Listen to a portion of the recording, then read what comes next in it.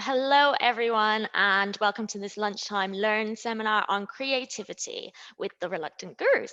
In this talk, we will be exploring what creativity is, why it's important for a balanced life, and how to tap into your innate creativity. We'll be looking at things like why children are so creative, yet as adults, we seemingly lose our appetite for creativity as we grow, and why this happens. We'll uncover the science behind creativity and why it's important in every aspect of your life, from business and family to health, well being, and happiness, before discovering some simple, practical exercises to start welcoming creativity back into your life right now. So, who are we? Let's introduce ourselves. We are the Reluctant Gurus. We're made up of two girls, Shannon and Anne Marie.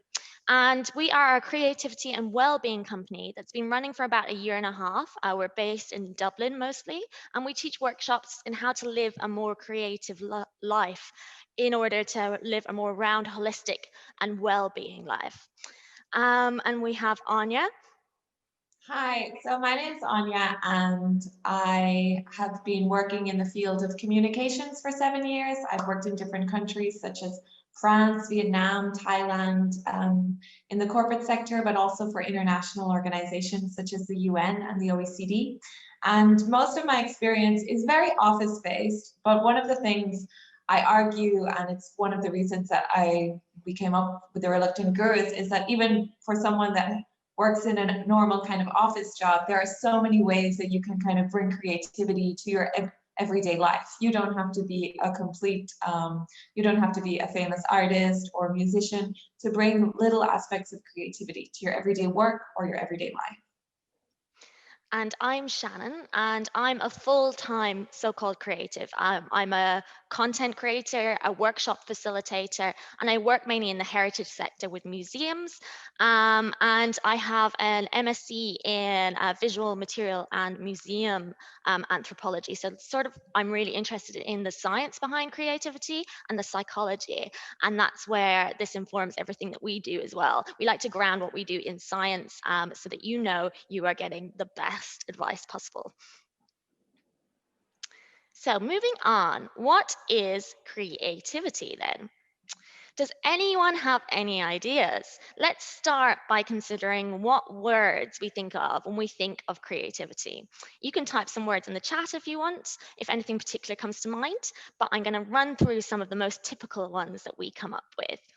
In an age defined by technological development and marketing as well, creativity has kind of become a buzzword and it's inescapable. There's been loads of studies. IBM recently did one amongst 1,500 CEOs that concluded that creativity is actually one of the most prized things that people look for when they're hiring. Another survey was Boston Consulting Group, and they came up with the same thing. So creativity is definitely prized in today's society, but as virtues go, it's really, really hard to pin down. In one moment, there's nothing, and in the next moment, there's something. What happened in between, and what even happened before that? So let's have a look at the words we might associate with creativity for clues. So there's a couple of different things here. We've got like definitions, defining words, career words, artist, musician, professional, etc. We've got like an act as well. So it may be actually the act of creating, painting, inventing, composing. We've got talent, imagination, dedication, all these things that are traits or skills. We've got quality as well, is often denoted with creativity. So masterpiece, time, luxury. And we've got beliefs as well. There's a lot of beliefs and superstitions and spiritual beliefs tied up with the idea of creativity as well. So if I was to ask you to do something creative right now and show it to all of us, all these strangers on here, how would you feel? A lot of us, we immediately feel nervous or embarrassed or even terrified. We don't like the idea of someone seeing our work. We may tell ourselves and others loudly, often too, that I'm not creative, to negate or excuse any embarrassment that we feel. We may even laugh at what we've done, perhaps to preempt anyone else doing that. I've done this so often, and I'm a so called creative person with a creative job. So this shows us that creativity isn't just all these things that we've got down here. It's also about emotions and feelings. In light of this, let's take a look back at these words.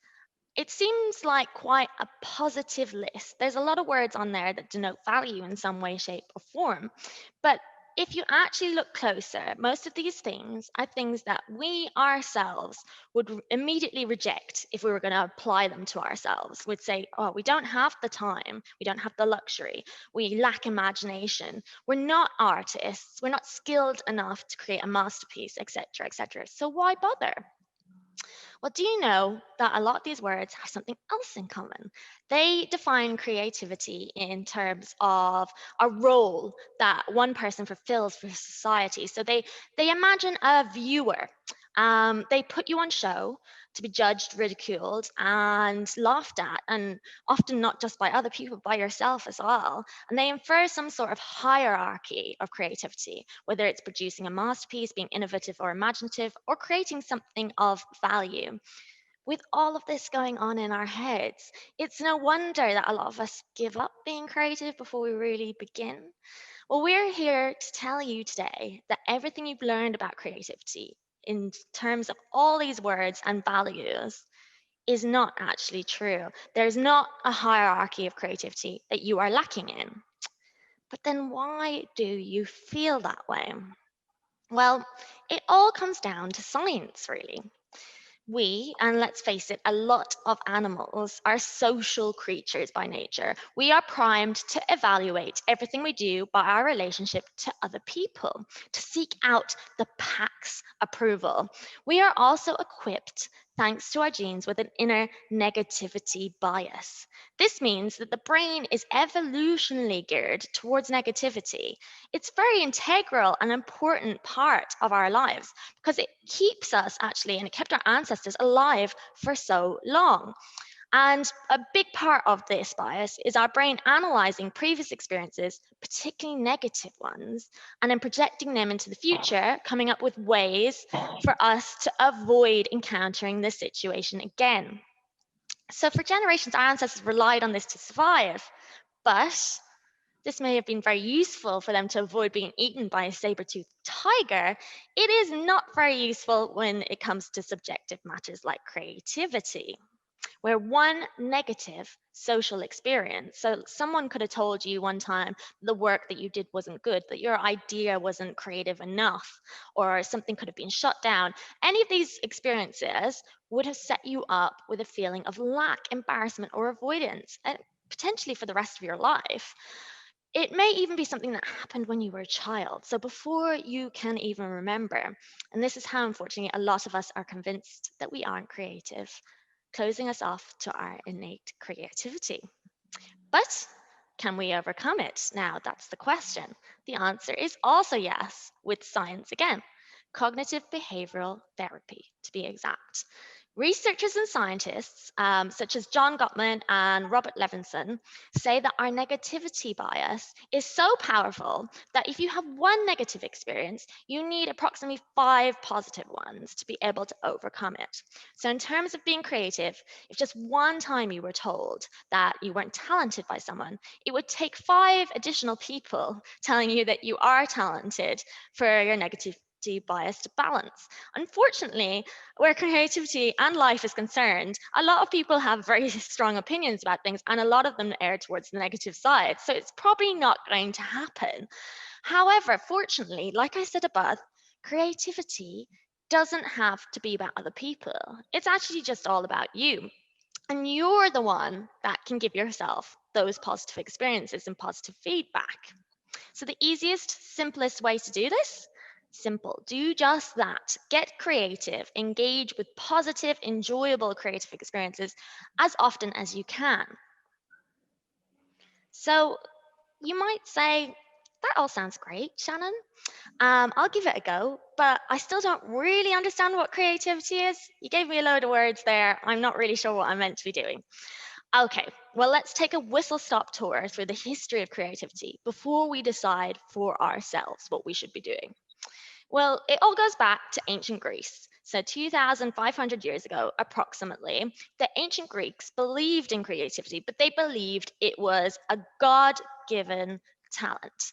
So, the Greek philosopher Plato, you may have heard of him, called it divine madness, as he felt we were not responsible for our own creations. The human body was basically used as a vessel for the gods and muses to express themselves. In this vein, most early works of art were not signed because they believed that they came from the gods and not from the human, and they just channeled something from a higher power. And this belief actually persevered for a good 1,500 years until the Renaissance. And this is where things started to change. The first reference to the word create was made in a book called The Parson's Table. And artists like Michelangelo and Leonardo da Vinci started crediting themselves in their work by signing it. So they were putting the person back in creativity. In the 17th century, then, as the centuries rolled on, the idea that someone, a person, not a god or a muse, could be creative became more common. But generally, people believed that you were either born creative or you weren't creative at all, and you couldn't be made creative. So creatives were gifted. They were not ordinary. They were extraordinary, and they were genius. And this belief continued until the 20th century. By the early 20th century, psychologists and scientists began to delve into creativity further. And in the 20s, Sigmund Freud, the famous Austrian neurologist, felt creativity resulted from the tension between the ego, so that's the realistic part of your brain that deals with mediating desire and conscience, and the superego, and that's the part of the brain which dealt with your conscience. So, which is a really, really good development because it basically meant we all have, according to Freud, an ego and a superego, which means technically that we all can be creative, right? So today, science has got even more specific in terms of being able to analyze exactly what creativity is. Researchers are using the latest imaging technology to be able to analyze exactly what happens in our brains during the creative process. And contemporary research shows that creative thinking involves making new connections between different regions of the brain, which is only accomplished by cultivating divergent thinking skills. So these are basically questions, asking yourself questions that are open ended. So things like, why are we here? Or how many uses are there for a pen? And deliberately exposing yourself to new experiences and to learning. So, when do we do these things the most? When do we ask questions? When do we explore? And when do we learn the most in our lives? Well, when we're children, of course.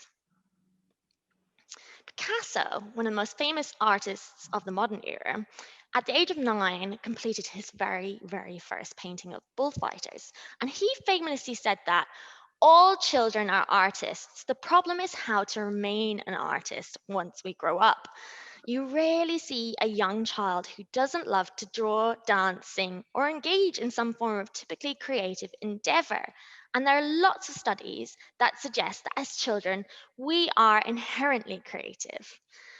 A recent study by NASA, of all people, so scientists that work for NASA, Dr. George Land and Beth Jarman, they conducted a study into creativity because they were just fascinated by, they noticed that as we grow older, we become more closed off to it. So they did this study to try and figure out when this happens, what happens.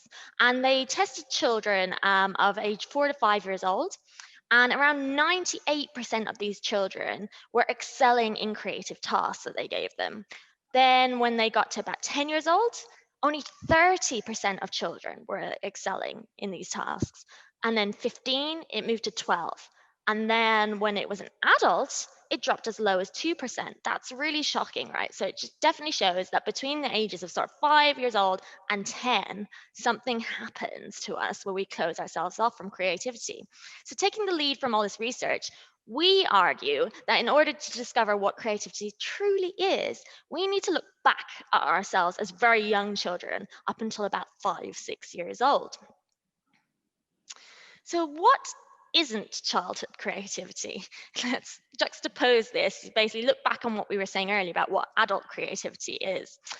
When children are creating, Are they doing these things? Are they doing what they do with a viewer or an end goal in mind? Do they want to produce a masterpiece or make millions? Are they concerned with talent, embarrassed if others don't understand their work? Are they following a strictly regimented approach? Or are they thinking about how original or innovative they are? No, they're not. They're not doing these things. And this is because creativity in itself is not all those words and definitions and different things we came up with earlier. So, what are they doing then? Well, we argue that they are free, they're playing and they're having fun. They're exploring the world around them and being curious. They're involved in an act or a process and not thinking. They're expressing themselves and they're concerned with themselves over others. You might argue now that a child is looking for a reward when they do an artwork, and you would be, to a certain extent, correct. We've actually conditioned children so that by placing their painting on the fridge or different things like that, they'll get some praise at the end of it. And this might actually be part of the problem as to why, as we grow up, we lose sight of our creativity. However, have you ever looked at a young child's finished drawing and not known what it is? Have you gotten it wrong? Is the child ever embarrassed? Do they go back and start again or throw away their drawing, blame themselves? And this is very young children we're talking about, not when they get to like 10, but when they're about 5. No, they don't. The blame is shifted onto you as the viewer. How could you not understand what they're trying to achieve? That's because the child is concerned with producing or doing what they're doing. They're not concerned with you and your opinion, and they're not concerned with the finished piece. Once they're finished their drawing, they may give it to you and you may hang it on the fridge, but they don't care about it anymore. It's done, they've lost interest, and they're on to the next one. So we argue that there is a completely different definition of creativity. And this is a playful, enjoyable, exploratory act that you are fully present in, that connects you to yourself and helps you to engage with the world around you. We base this off what very young children do. So moving on from this definition that we've come and we've given you, one question you might be wondering is, but why are these things important to an adult? Why are these things that are part of this definition important to an adult? Why is play and enjoyment important? We don't normally think as adults we should be playing or like children. And why is being present and living in the now so important? And why is exploration important? And why is connection important? So this kind of leads us on very nicely to why creativity, which encompasses these elements, is important to you and why you really should make time to incorporate it into your daily life. So basically, starting with the first one, the first question I asked you, why is play important? Basically, when we're young, we're given the space to explore and to create every day. And this is really imperative, as engaging creatively with the world is an integral part of how we make sense of the world and how we also manage our emotions as we grow up. So I'm going to ask you a question. Do you remember being a child? And think back a little bit to your own childhood now. So can you really remember being creative and like really living in the moment? Because me, I remember my own childhood, and I used to love coloring, entering silly random art competitions in magazines, writing scary stories, and, you know, imagining up lines for Barbie and Ken to say to each other, making houses out of cardboard. You know, kind of the list is endless of the number of things that I would do that I obviously wouldn't do now. But I remember how happy I was in those moments. And one of the points as well is, you know, as children, we're really not afraid, and everything is really easy for us. And I recently read a status that was shared on LinkedIn, which I thought was very funny. And it said, my 3-year-old said she wanted to be an astronaut. And I said that she had to study hard, go to college, learn a lot of science, and take a physical fitness test. And she just shrugged and said, oh, that's just 4 things. So I think the story also kind of reminds us how we feel as a child. We believe everything is possible. And then, yeah, we kind of grow up and we stop living for the moment. And basically, we kind of argue that it's really important sometimes for your own mental health and well-being to return to that mindset of a child where you're just living carefree, you're doing things for the sake of doing them, and you kind of believe that everything is possible. And yeah, finding ways to be creative will help you get back to that mindset. In his TED Talk, in his TED Talk called "We Basic About Playing More," Steve Kyle argues that playing more actually helps us. And he also says that it's been shown a correlation between play and brain size. So the more you play, the bigger the brain is. So dolphins, they have pretty big brains and they play a lot, he says. So imagine that. Actually playing can also make you smarter, increase your brain size. There's so many benefits to play. So of course, a lot of us do not live with that mind of a child. And sadly, sometimes many of us do want to break out of our habits, but a lot of us remain very stuck in our old ways. And there's a beautiful story from Tara Brach, and it's about a tiger, which I'm going to read to you. Mahini was a regal white tiger who lived for many years at the Washington, D.C. National Zoo. For most of those years, her home was in the old lion house, a typical 12 by 12 foot cage with iron bars and a cement floor. Mahini spent her days pacing restlessly back and forth in her cramped quarters. Eventually, biologists and staff worked together to create a natural habitat for her. Covering several acres, it had hills, trees, a pond, and a variety of vegetation. With excitement and anticipation, they released Mahini into her new and expansive environment. But it was too late. The tiger immediately sought refuge in a corner of the compound, where she lived for the remainder of her life. Mahini paced and paced in that corner until an area 12 by 12 feet was worn bare of grass.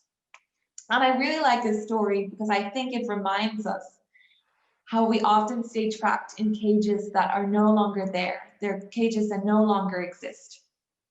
And you really don't have to be a Mohini. You don't have to live that way. You don't have to stick in your kind of what we call our comfort zone when you're dying to break out of it.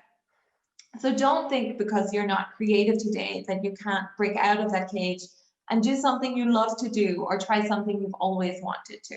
So when I was a teenager, for example, I was never very sporty. When I was younger, a child, I was very sporty, and then it got to school age and normal teenage stuff. And, I didn't do much sport for many years. And when I was in kind of my mid-20s, I started again playing a lot of sport. I started doing ultimate frisbee. I got really into it. And I just found it so interesting how you can go back and you can find things, and you don't have to say, I'm too old or anything like that. I was just talking to someone, an adult today, who had bought a guitar and had started playing guitar as an adult, even though she hadn't as a child. And there's so much that you can do, and you don't have to you don't have to block yourself in any way. So if there's something you love to do as a child, think back, and is that something you might like to do again, or is there something you've been dying to try? And we really encourage you to go ahead and do that. So moving on to the next slide. Why should mindfulness and creativity matter to you? So what are the benefits of truly living in the now? And we know mindfulness is very much of a buzzword that people throw around today. So what are the benefits of that? So there's so many, and research into health and happiness levels after mindfulness and creativity workshops have revealed so many potential benefits that I don't want to list them all, but they include an increased sense of well-being, wellness and mental health, improved sense of happiness and fulfillment and optimism and enthusiasm, and a calmer and more patient state of mind. And one of the great things about being creative is that, of course, it enables you to get to that state of presence, living in the now. And I'm going to read a quote from an author whose name I can never pronounce. It's Mihaly Csikszentmihalyi, that really woke me up to this idea. He's an author that writes about the idea of flow. And he says, the mystique of rock climbing is climbing. You get to the top of a rock, glad it's over, but really wish it could go on forever. The justification of climbing is climbing, like the justification of poetry is writing. You don't conquer anything except things in yourself. The act of writing justifies poetry. Climbing is the same, recognizing that you are a flow. The purpose of the flow is to keep on flowing, not looking for a peak or utopia, but staying in the flow. It is not a moving up, but a continuous flowing. You move up to keep the flow going. There is no possible reason for climbing except the climbing itself. It is a self-communication. And he explains how flow is a state of complete immersion in an activity. He describes that state as being completely involved in an activity for its own sake. And as part of that is the beauty. You forget about your concerns. You live in the present moment fully, and the ego just completely falls away. And a good thing to ask yourself, which the life coach Martha Beck always asks new potential clients, it's a great question. Is there anything you do regularly that makes you forget what time it is? So think about that and think about how you can incorporate more of that into your life. So tying a little bit into mindfulness, the other great thing about being creative, which comes from our definition earlier, is that it really allows us to both explore and connect with the world around us in ways that would otherwise not be possible. And we don't need to do big things. We can do things at the most basic level. So I tell a story sometimes about how last year in my kind of very office-based job that I made this kind of box, a homemade box with kind of stickers. It was a bit cute and printouts, and I called it the happy box. And I put these inspirational notes into it, go after your dreams and such and such. And I left it in the common room in my work area. And about how, it really created a lot of buzz in my work, and a lot of people were picking these up, and there was a lot of conversation. And do you know who put the happy box into the common room? And, it brought a lot of joy to people, but it was a kind of connection because it got people talking. It got me talking with other people. And it's amazing how creativity, whether it be something small or something big, can really connect you more with the people in your lives. So basically that can be writing, that can be painting, that can be photography. There's so many ways to find that deep connection. And, one of the things as well that I have listed here is it also can help us with our connection with nature and just the world around us and the beauty around us. And I'm going to finish my piece and then go back over to Shannon by reading you this beautiful passage from a wonderful book by Julia Cameron called The Artist's Way, which really kind of wakes us up to the idea of how living in the presence and the beauty all around us can act as a kind of therapy. And she uses the example of her grandmother and her writing, and I really think this is beautiful. I followed my grandmother's life like a long home movie, a shot of this and a shot of that, spliced together with no pattern that I could ever see. Dad's cough is getting worse, ... The little Shetlands looks like she'll drop her foal early, ... We named the new boxer Trixie, and she likes to sleep in my cactus bed. Can you imagine? I could imagine. Her letters made that easy. Life through Grandma's eyes was a series of small miracles. The wild tiger lilies under the cottonwoods in June. The quick lizard scooting under the gray river rock she admired for its sanity finish. Her letters clocked the seasons of the year and her life. She lived until she was 80, and the letters came until the very end. When she died, it was as suddenly as her Christmas cactus. Here today, gone tomorrow. She left behind her letters and her husband of 62 years. Her husband, my grandfather, Daddy Howard, an elegant rascal with a gambler's smile and a loser's luck, had made and lost several fortunes, the last of them permanently. He drank them away, gambled them away, tossed them away, the way she threw crumbs to her birds. He squandered life's big chances, the way she savored the small ones. That man, my mother would say. My grandmother lived with that man in tiled Spanish houses, in trailers. in a tiny cabin halfway up a mountain in a railroad flat, and finally in a house made out of tiki-taki where they all looked just the same. I don't know how she stands it, my mother would say, furious with my grandmother for some new misadventure. She meant she didn't know why. The truth is, we all knew how she stood it. She stood it by standing knee deep in the flow of life and paying close attention. My grandmother was gone before I learned the lesson her letters were teaching. Survival lies in sanity, and sanity lies in paying attention. Yes, her letter said, Dad's cough is getting worse. We have lost the house. There is no money and no work. But the tiger lilies are blooming. The lizard has found that spot of sun. The roses are holding despite the heat. My grandmother knew what a painful life had taught her. Success or failure, the truth of a life really has little to do with its quality. The quality of life is in proportion always to the capacity for delight. The capacity for delight is the gift of paying attention. And these are just some of the ways that the qualities of creativity are important to us. Thank you, Anne-Marie. So now we've discovered what creativity isn't, what it is, and why it's important. But you're probably wondering, what can I do to implement this? Give me some practical tips so that I can get started right now. Well, never fear, we've got a very, very simple creative toolkit to equip you with everything that you need to start trying creativity on for size. And the good news is it's really, really easy to remember as well. I love doing all these sort of mnemonics and different things because it is a great way of tapping into the creative part of your brain as well. So I've created a toolkit around the word create. Each letter of create links to different aspects or activity for you to achieve and explore.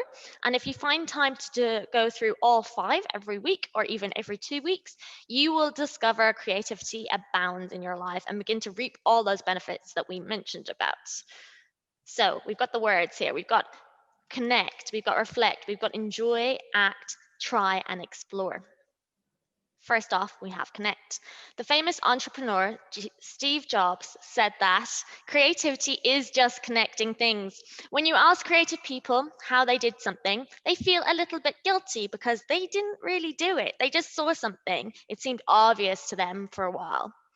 As we learned from Steve Jobs and science, creativity is about making connections. So prioritize some time to make connections in your day-to-day life, whether this is between yourself and your inner self, yourself and others, or yourself and the world around you. A creative way to do this is to practice the remote associates test. Have anyone heard of this? It's a very interesting idea, and actually, a lot of CEOs and different jobs agencies will use this as part of an interview process. They give you 3 different things. So these could be things you could just sit down and look around you and see the first 3 things that you see, write them down, and then you have to try and find a way to connect to them. So, for example, if you had a cottage and some cake, you might look at cheese as a connection between them. Now, if you can be really creative with this. You can arrange them for a photo, you can do a portrait, you can write a story, or even try to make up a new invention. It's a fantastic way to get you thinking about the world around you in a different way. The next one is reflect. So today we really learned that creativity is not really about other people, it's about yourself. So this is your invitation to be a little bit selfish. Take time to look inward and do something that inspires reflection.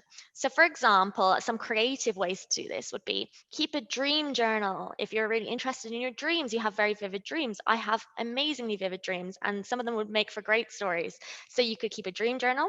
You could do 5 minutes of writing daily.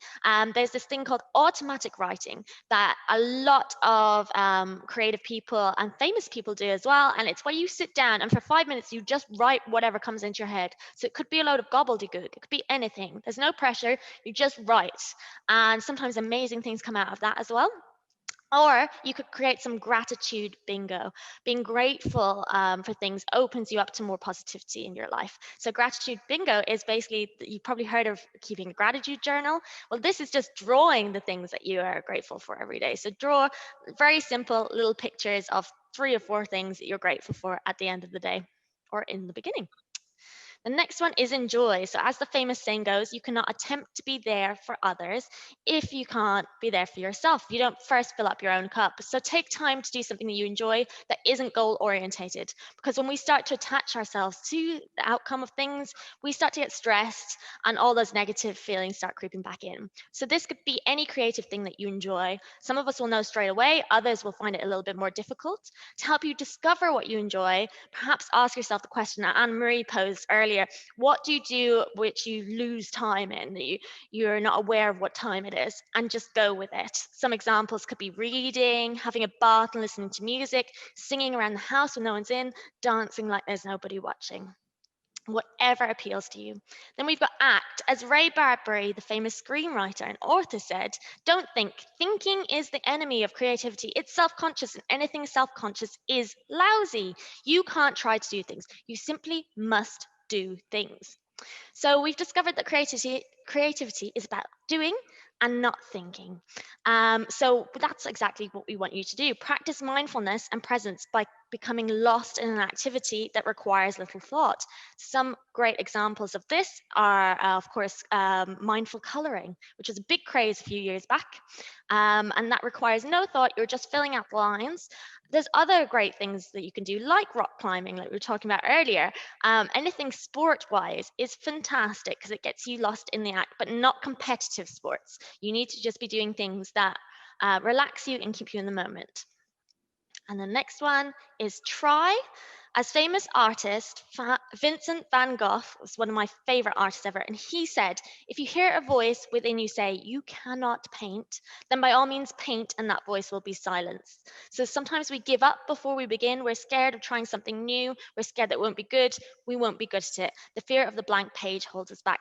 So we say to get rid of this fear, to do something that you think you're rubbish at every week.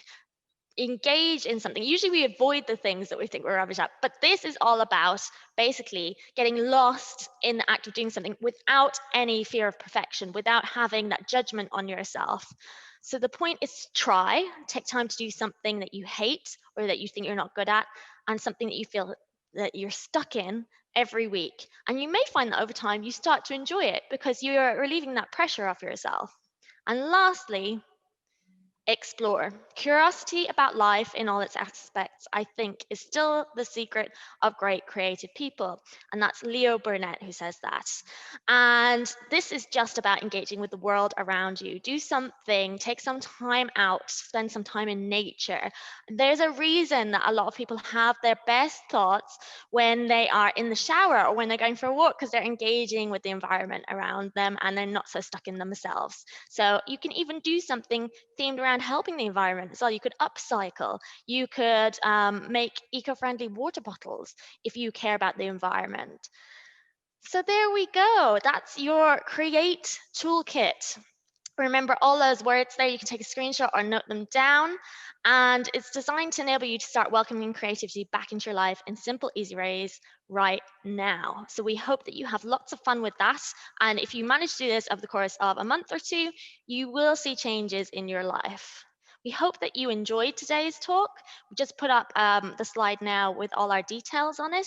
You can contact us but on any of our social channels at The Reluctant Gurus or on thereluctantgurus.com. We've also got our email up there because I think we've just about run out of time now, so we don't have time for questions. But do keep an eye on our social channels. So we do have a lot of online events like vision boarding and painting for couples and different things like that. So thank you so much for listening.